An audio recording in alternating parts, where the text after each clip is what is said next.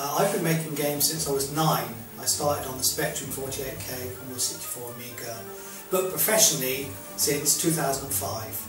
And I've only been making games for about 3 years since I started work with Jake on Regents of Solitaire. That's quite a long time, really. Yeah, I really like making historical games and writing things set in the past, but obviously you've got to have a really fun protagonist. And this character is someone who's an aristocrat, and she's got quite a lot of rules and regulations about how she can live her life. So a really good way of being able to break out of that, a little bit like Superman putting on his cape in the phone box, is to put on a costume and become someone else. So we've got a character who becomes a highwaywoman at night so that she can go out and right wrongs and swashbuckle, fight people, get involved with all sorts of shady characters that as her aristocratic daytime self she wouldn't normally be allowed to interact with. So Shadowhand's an RPG card game, and it's mashing together two genres which haven't ever been mashed together before, which is solitaire and turn-based combat. So you use solitaire to fight enemies, and so instead of normally in turn-based combat you roll dice or a random number generator decides what happens. But in this game you play solitaire and you have some influence over the cards to decide how well you defeat the enemy. This is a type of solitaire called golf solitaire, so it's not like Windows solitaire where you just get these sort of big boring stacks. This has got all kind of different layouts and you have to clear them by clearing one card higher or lower than the foundation. This game is ridiculously historically accurate. I'm quite a nerd when it comes to research, and I've spent a lot of time looking at every single detail of life in the 1770s as pertains to being a highwaywoman. So we've looked at the costumes, we've looked at the weapons, we've been ourselves to locations and taken photographs of various places that have then made it into the game. So for example, today I was working on a level based in some stables. Those are actually real stables in Dunster Castle in North Somerset that would have been around in the 1770s, and they've got the genuine stalls that the horses were in. So we really tried to be as accurate as possible, and that's a lot of work, but also it makes a really great game world that's really coherent. All the colours work together, the scaling all works together, the costumes work with the backgrounds, and everything just fits. So unlike normal solitaire, which is just cards, we've got stuff like fancy abilities. So this one charges across the screen and blasts off cards. There's locks and keys, and there's like loads of other stuff. We've got things called jokers which you can put down, which allow you to sort of clear whatever card you want. Yeah, there's loads of different abilities. So there are puzzle levels in the game like this, and then there's combat levels where you end up dueling against various different enemies. Working with Jake has been interesting. So he's my husband as well as being my partner in making games. So what's been really good is that I've learned a lot about game design from him. He's got a huge amount of experience, but it's obviously been a bit challenging the fact that he's my manager as well as being my husband, so I've had to be as professional as I can be. There have been times when I've had to listen to him giving me guidance about how to do certain things.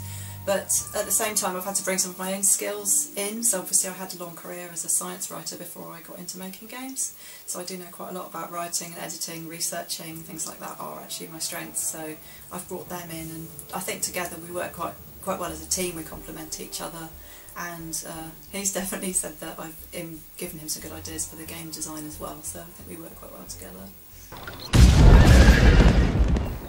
So the game was developed in Blitz Max, which no one's ever heard of, but it's basically a sort of object-oriented basic language that sits on top of C++ libraries, so it compiles and runs as if it's a C++ game, but I can sort of modify the underlying code as well if I want to, and it uses DirectX or OpenGL. So it's a very easy language to sort of do things quickly, though my publisher would disagree. But it's good for me, it's really fun to sort of make games in. So this is the automated testing function for Shadowhand. So what it's doing now is the AI is controlling the player and the enemy, and it's making decisions as if you were playing in a fairly decent manner, and testing out the outcome of the battle. So I can use this to balance all the different weapons and outfits and the enemy fights to make sure they're playable and beatable. You see it's giving me an output at the end. This is actually the slow version. The the one I use properly runs like 500 tests in a couple of minutes, but it doesn't output anything, so it's not as fun to watch as this. So another reason the game's taken so long is because I am perfectionist now, and basically I spend too long fiddling around with minor details that probably no one will ever notice, but I notice them and it matters to me, so that's why I fix them. So I go into the art and I sort of like put buttons in the right place, or put the right fingers and thumbs around weapons, or make the firing arm go forward.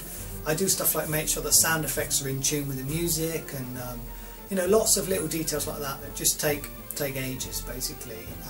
And probably I could just slap the art and sound in and push the game out, but it wouldn't feel right to me, so that's why I do it.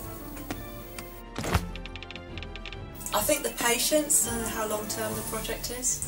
I'm quite a short term sort of person who quite likes to see quick results, so for me working on a project that takes several years is quite elaborate and involved. It's very satisfying at the end, but some of the stages in the middle where things seem very unfinished and very complicated is quite tough to get your head around it. So I'm a coin collector, and one of the things that I do when I'm working on this game in Regency is I've actually bought a coin from the time period. So this is a 1749 crown, and actually I think it's a half crown, and it's silver, solid silver, and I keep that on my desk while I develop the game, just as a sort of memento of the time period, and just to think that people had this around the time we're making our game. So, you know, maybe a highwayman had that, maybe some, you know, corrupt magistrate, you know, maybe someone spent it in an inn for a night, and it's just kind of interesting, and it adds extra vibe to me while I make the game.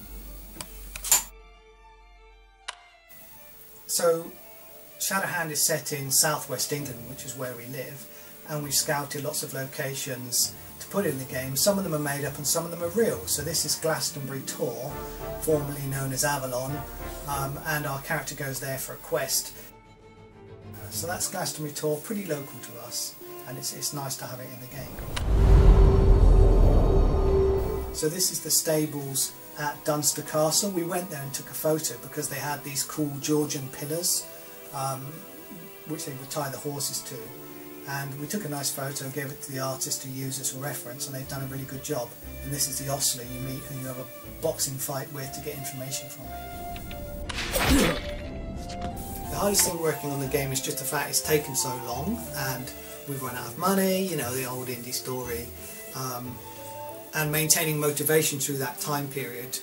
There's always a sort of dip in the middle, but now we're nearing the end, I'm super motivated to get it done.